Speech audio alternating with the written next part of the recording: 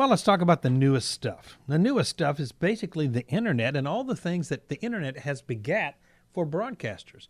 Really, it's a revolution in communication. These things began because all of a sudden you had an opportunity at a much lower cost than ever before to get into the broadcasting business. Digital radio and TV is spreading all around the world. Rapid communications is sometimes a problem. Crisis control is expected. Cost is huge. High cost leads to a small handful of media moguls. America leads all countries in disseminating its culture, and Hollywood depends on its overseas market for profits. So money is the root of all television. The top media conglomerates dominate movies, broadcast TV, radio, music, cable TV, satellite TV, and the internet, as well as publishing in other areas. That means most of the locally owned operators of radio stations, TV stations, or cable stations had disappeared. In their place, station managers often do not set the tone of what happens at their particular stations. Clear Channel, the largest radio station operator with about 1,200 stations, also owns TV stations, concert promotion groups, and outdoor advertising displays. And in some cities, they move all of those businesses into one building to take advantage of shared cost. Viacom, for example, owns its TV networks, CBS, UPN, Nickelodeon, Showtime, and MTV. Then Viacom got bought out by somebody else. Disney right now owns an enormous number of what used to be independent producers. And that sometimes causes problems because they can tie things up. But the great thing is that the internet has allowed you to get involved in broadcasting at a much lower personal price than used to be. Once upon a time, if you wanted to start a traditional radio station in America, say a 5,000 watt FM or AM and 25,000 watt FM, it would cost you about $1 million to go on the air. If you wanted to buy a TV station, you double that. Nowadays, you can start a blog post. It's not that expensive to have your own blog.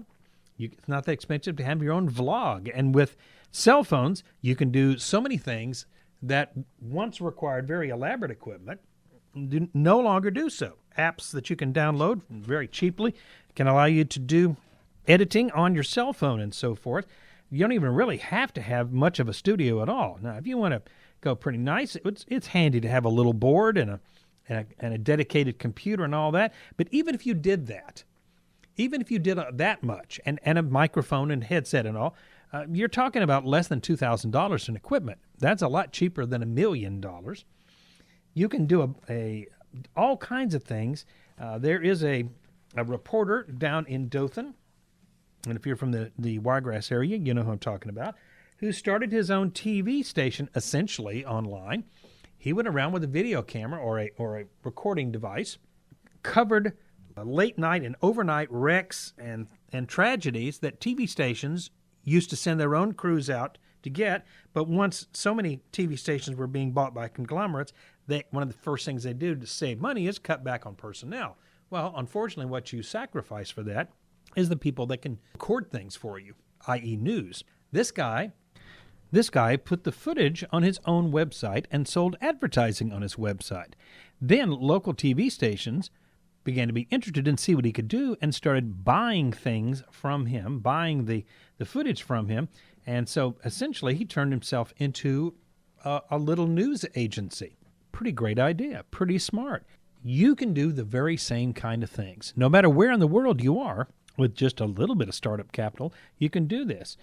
If you're in the United States, you could, for about, I think it was $200 a month, get 60 hours a week of your own radio station. Now, of course, that's not TV, that's radio.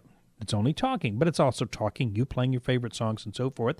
And that allows you to pay your ASCAP, BMI, and CSAC music licensing fees and everything. So $200 is how much it costs you a month. Whatever revenue you bring in above that is your profit. So there are just lots of opportunities out there because of the internet, because of changing technology. And frankly, this is the only part of the information that you'll be gaining in this class that will change in the next time that this class is taught, because there'll be new things involved. I'll have to re-record a new one for next semester. Anyway, Thought you might find that interesting and encouraging, too. You can be your own broadcaster a lot cheaper than you ever could, thanks to the incredible communication revolution that is the internet. Well, that's it